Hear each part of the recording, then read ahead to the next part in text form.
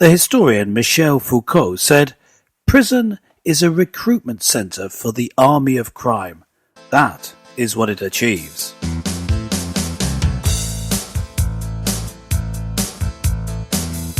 Hello and welcome to the show, Colourful Conversations with Clergyman Pete and Businessman Mark. This week we debate time to transform our prisons.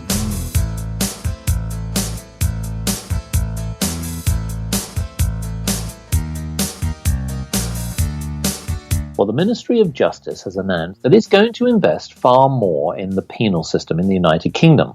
But many experts believe that this is just not enough. The system is ineffective.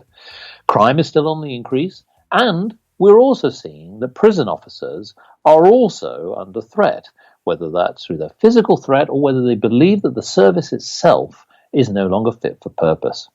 Well, with me today is Clergyman Pete. Well, I would also like to ask you, Clergyman Pete, what role does the church have in helping society? And do you believe that actually crime is on the increase, whether that's corporate crime or any other for that matter?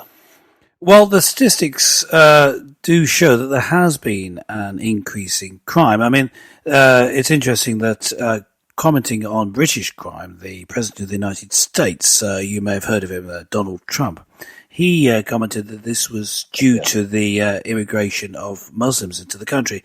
Now, that's either ill-informed or at least inexact in the comment. I don't think that is true, although in terms of certain forms of crime, yes, certain classes of crime, you could argue that, but not overall. What we're seeing is an increase in crime. At least that's from the data that I've seen. I haven't seen the latest figures, but that's from what I've seen going back over the last few years. It does look like it's increasing. Now, you asked me about the church. What is the church's role? Well, the church's role is, I believe, as it has always been, not in disciplining, not in bringing people to justice. That's the role of the civil authorities. The church, separately, has the role of encouraging people in morality, providing the means by where people can live good lives. Now, within churches, there's church discipline. That's a separate issue within the church. But for the punishment of behaviour out in the world, the punishment of things that are classed as crimes, that is not the role of the church. That's the role of the civil authority. But the church could certainly have a role to play, and that is in saying what the Bible has to say on this subject. I mean, it's a difficult subject, but I think it's something that the church needs to get a spine and speak out when changes need to be made. Yes. Well, changes are being made. In fact, there are plans for £3 million worth of investment in prisons in England and Wales alone. But some people say that's still enough. Now, the government's argument is that whilst that there is definitely an increase in crime, particularly on terrorist fronts, they're also saying that petty crime is down. But it's really more around the system itself. Whilst they're investing in things such as body cameras, CCTV cameras, etc., and in fact, they're even recruiting over 1,000 extra prison officers to help with the influx of violent prisoners. So, on the one hand, it's almost, in my opinion, it's almost like treating the symptom and not the cause. And what I want to get to here is more around what is it that's going on in society which makes our prison service creak at this system. Now, is it that we are seeing maybe an influx of immigrants that perhaps isn't helping? Is it something else? Is it through the economy? Is it corporate crime? So, for example, we've got different levels of crime. We've got serious crime like murders and rapes and so on. But then we've also got corporate crime where people are pilfering money from corporate world and trade, not paying their taxes, etc. And should the system be putting people perhaps behind bars when really what we want them to do is, yes, be punished, but perhaps to be able to integrate into society a lot better. Now, surely this is really where the real problem is. It's not so much about putting more body cameras on people. Surely it's about understanding what's going on in society, isn't it? Yes. Yes, I think this may be a classic case of something needs to be done. We agreed about the present state of the prison system. Something needs to be done. The government says, well, here's something, so we're going to do this. And that isn't the only answer. The only answer isn't to pour more money into having more prisons. That certainly isn't the answer that we're looking for, if in fact it's the prisons that are part of the problem. I mean, is really having more prisons going to solve the problem? It's a bit like the situation when you have too many cars on a ring road. And so what we'll do is we'll put an extra lane in. And by next year, sometimes by the next month, that's full as well. You know, you're just going to, in that case, you're going to end up tarmacking the whole country. It's looking like it's on the way to doing that. And are we really going to have more and more and more prisons until you're not going to end up necessarily having every building becoming a prison, but you could get to the extent where the cost of running the prisons is so high that it's higher than the detriment of them actually committing the crimes. You know, you could have a cost benefit analysis on prisons, and maybe that is the answer. Maybe we work towards at least having fewer prisons and replacing what they do with something else. I mean, let's have a bit of intelligent thought about this. Intelligence. Yes. Now, the one thing that I have an issue here is, as taxpayers, as we all are, most of us, apart from those who are behind bars, not paying their taxes. Indeed. But this comes back to some of the issues that I have, because apparently statistics show that there are a lot of reoffenders, and this is a big problem. That basically, if somebody is a petty criminal for stealing things in shops, etc., the amount of times that they go into prison and then they go out of prison, something's failing, the system's failing, where basically they're not being nurtured enough, and when they go back into society, they're not prepared, and they go back through their rather unfortunate, nefarious ways. And it does make me think, in terms of, what can we do to stop people? Now, here's a thought, and I just thought, well, yes, it's a little bit like a bad penny. So here's a little poem, which I thought was sort of probably get us talking about this, which is called Pennywise Went in Disguise and Robbed All the Banks. She took the cash, then made a dash and left a note of thanks. But Bad Penny, like so many, circulated through a dirty dealing, and she did the rounds. She piled on pounds and continued with the stealing. As victims flinched, Penny pinched and stole from unsuspecting shoppers. When the public traded, the stores were raided, and she was caught by the coppers. Now Pennywise, through lows and highs, saw greed grow gross and ghoulish. Now she's out of circulation from incarceration for being pound foolish. Yes. So, criminals, you may think that stealing those petty little pennies is a good thing, but the bigger picture is this, that if you go to prison, don't necessarily think that you're going to be reformed. Unfortunately, we need to rethink this. Perhaps now we need to penalise people. So let's take the corporate world, for example. Well, how many times have we seen that corporate crime is rife, certainly in modern society? And yet, putting people behind bars only means that, from taking the quote that you stated right at the beginning of this whole episode, is that really some people learn more about crime and actually come out worse. They're not equipped. Now, perhaps what we should be doing is the following. So let's say, for example, if there's a director of a company who's stolen money. Well, first of all, I think their assets should be seized. They should pay their debt back to either the company or an individual.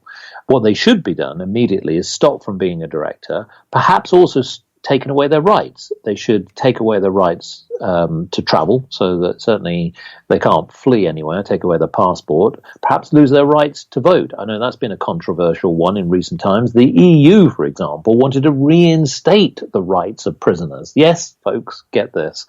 This happened fairly recently, that the European Parliament actually wanted to push for human rights to be reinstated so that criminals, yes, those bad people in society, had the right to vote. Now, at the moment, you don't have that right to vote, and quite rightly so. You forfeit your rights if you break the law.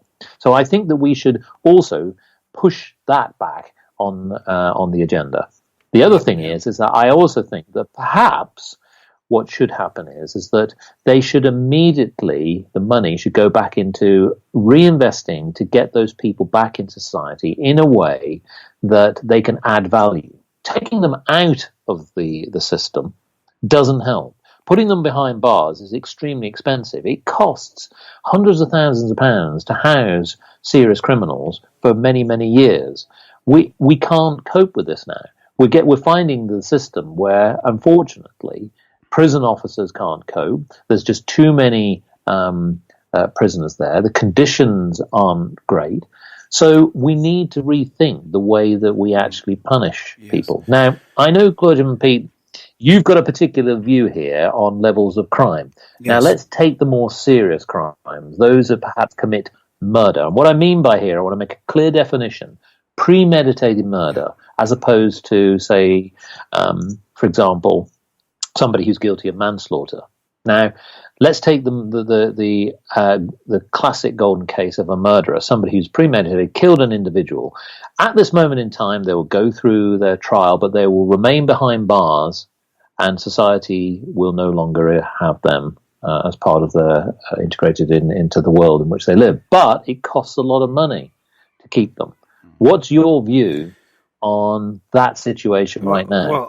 Well, my view has changed quite recently on this, and the reason it's changed is the view is due to some of the information we've been sharing here in this episode, that prisons tend not to fulfil the function for which they were set up. They don't provide an adequate punishment, and certainly they don't rehabilitate prisoners for society. Now, you've set up the premise, Mark, of say let's look at the most serious crime, so that you could think of. So that a really serious crime would be someone who commits murder. That's certainly a very serious crime. What should be done to them? Well, I believe that they should be executed.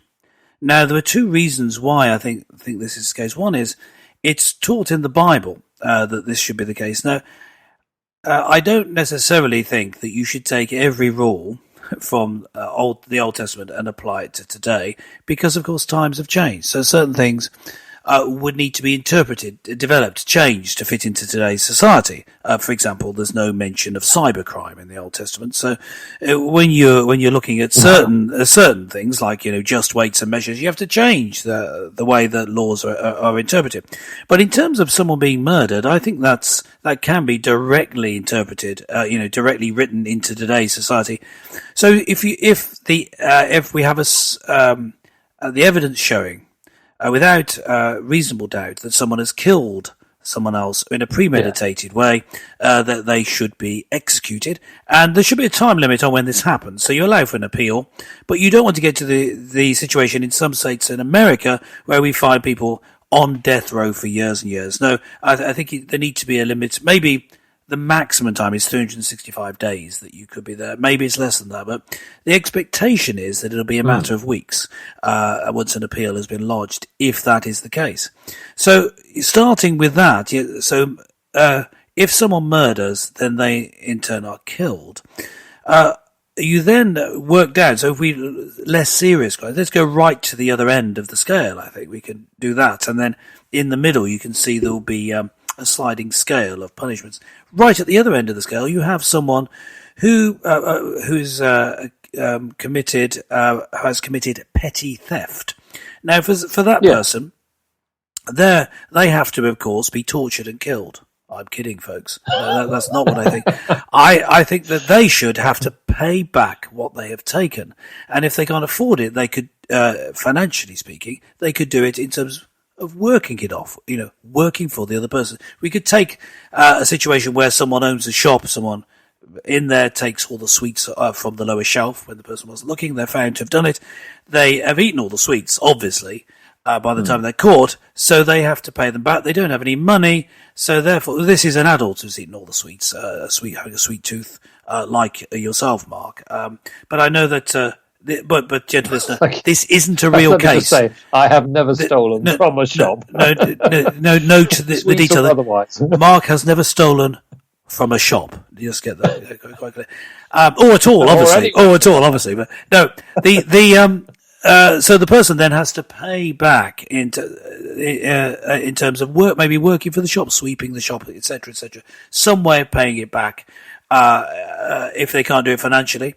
I think you could have the state make a sort of a cleaner one. Someone takes some money, they can't pay back. Yeah. You can seize goods or take the money. The government can take the money from their account. Can I at least take the liberty of stealing a moment back? Yes. Because that's the basic premise. Conveniently gone from killing murderers to pilfering. Well, I've taken two ends of the spectrum. I want to tackle the first part, which is about this is quite an extreme. I think many of our listeners would be surprised at your view on how to deal with murderers. Oh, right, not sweets. Many people would probably thought that maybe that there would be a more humanitarian approach. Now, as you know, in the United Kingdom, we did used to actually kill murderers, and we went through a system, as you said, and they were primarily hung.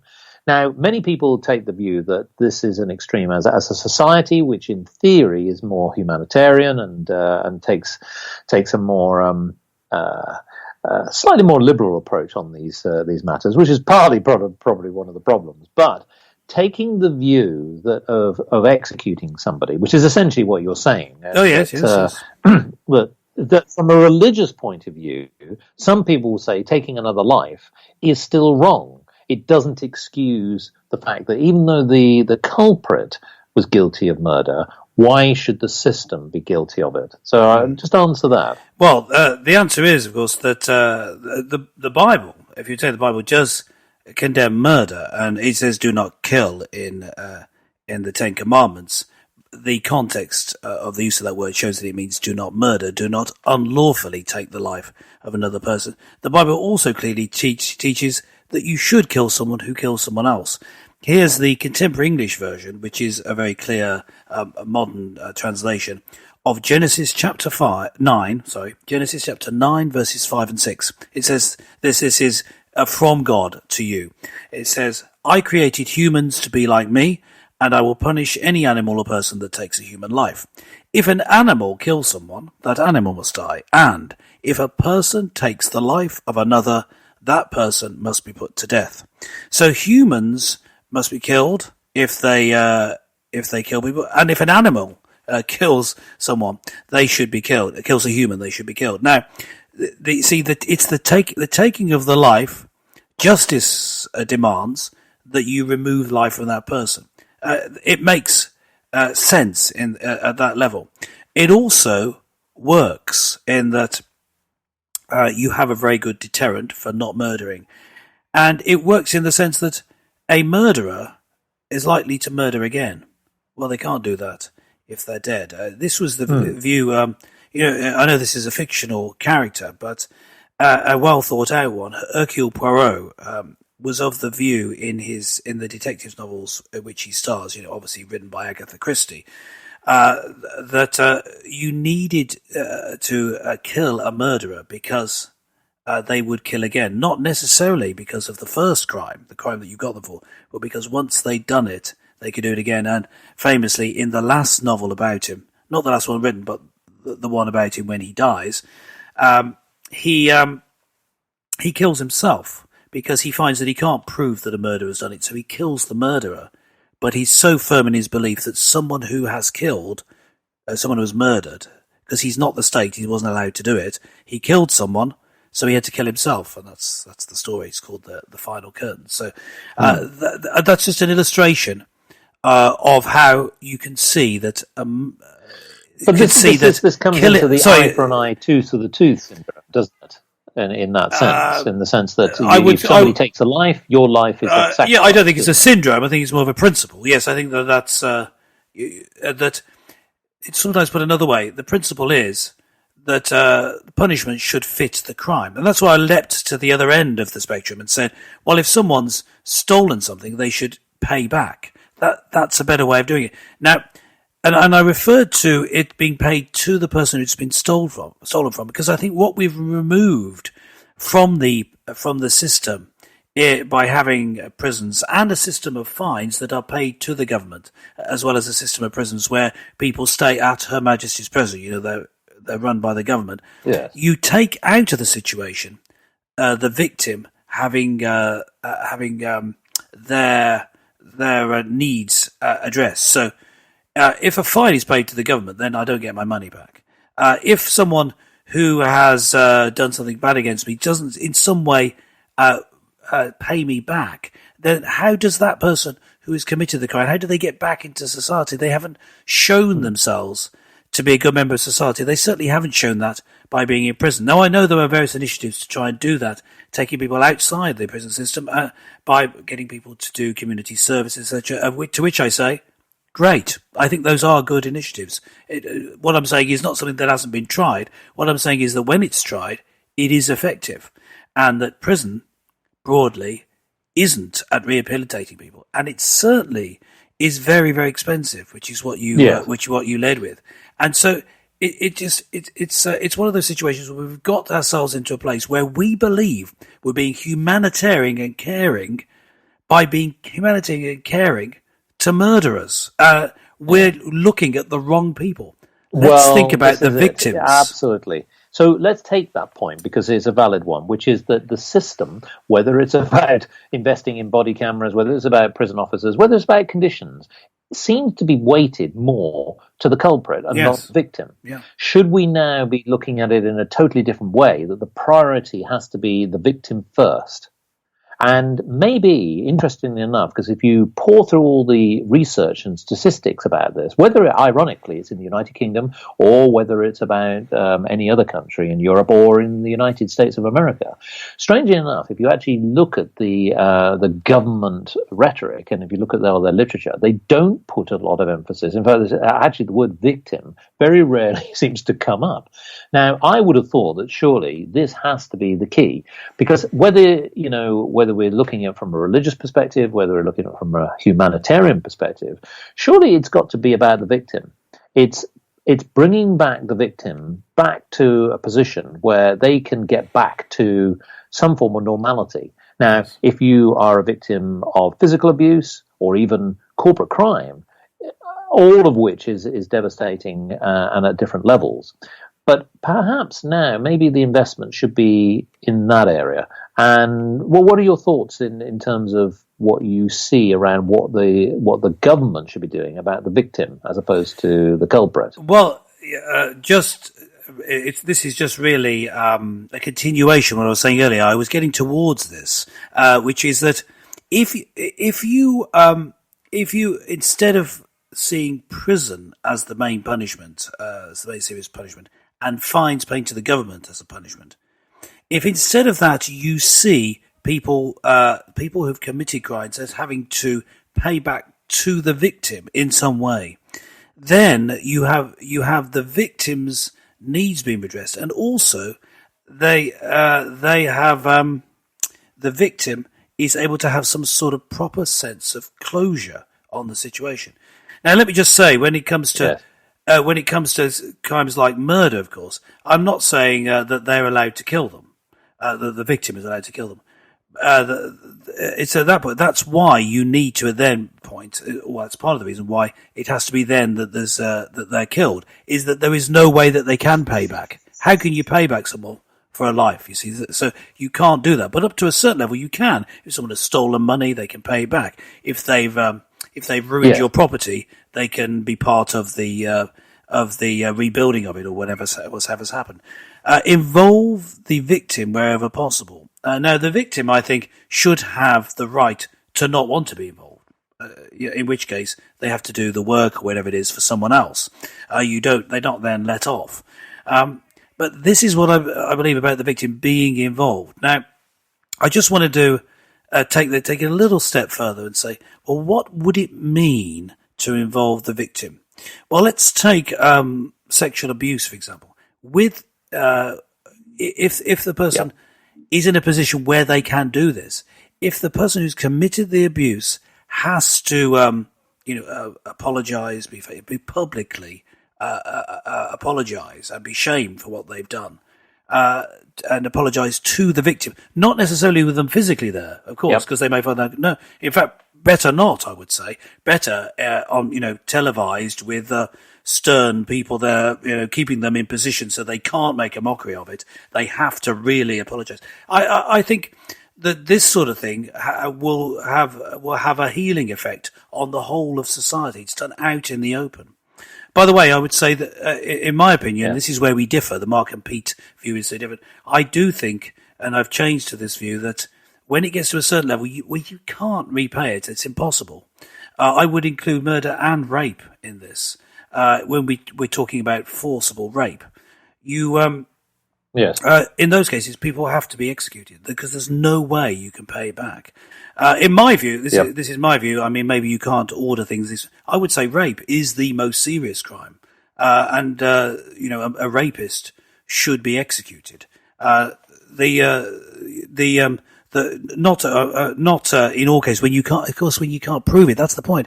Then it's as if then they haven't done it. You have to have an assumption of innocence, and that's been eroded away in such cases. So bringing the victim back in that case, in that sort of situation, is impossible because there's no way they can make up for it. There's nothing you could do. If someone has been raped, they've been raped. If someone has been killed, they've been killed. But for places where they can, bring them back into the situation such that then those who've committed the crime can be rehabilitated to society because they've shown they've been seen to have addressed the problem that they caused. The prisons minister in the United Kingdom recently issued a statement, and it said that the recent investments underlies the government's commitment to transform prisons into places of safety. Well, listeners, do you believe that is enough? Have we actually made society safer, or do you think we need to do a lot more? Well, let us know. Why not log on to www.markandp.com and fill out the contact form. We'd love to hear from you. Well, thank you for listening to the show, and we look forward to speaking to you next time with Colourful Conversations with Mark and Pete.